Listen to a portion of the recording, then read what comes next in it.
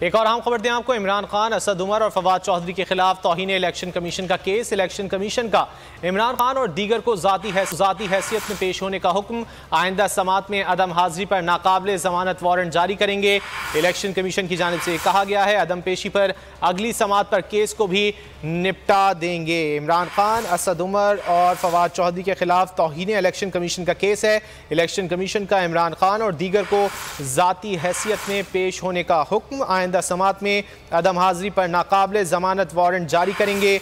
Election commission की जानिब से कहा गया कि अदम पेशी पर अगली समात पर केस को भी निपटा दिया जाएगा। इमरान खान, असद उमर और फवाद चौधरी के खिलाफ इलेक्शन कमीशन का ये केस है।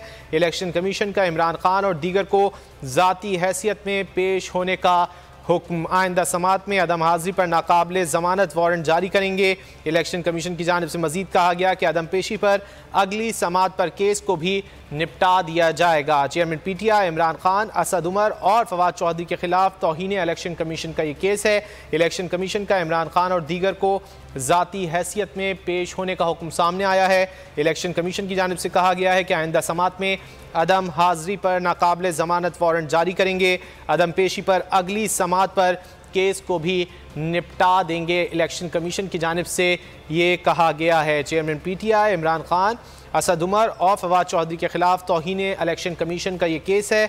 इलेक्शन कमीशन का इमरान खान और दीगर को जाती हैसियत में पेश होने का हुक्म सामने आया है। इलेक्शन कमीशन की जानिब से कहा गया है कि आइंदा समात में अदम हाजिरी पर नाकाबिले जमानत वारंट जारी करेंगे। अदम पेशी पर अगली समात पर केस को भी निपटा दिया जाएगा। एक और अहम खबर दें आप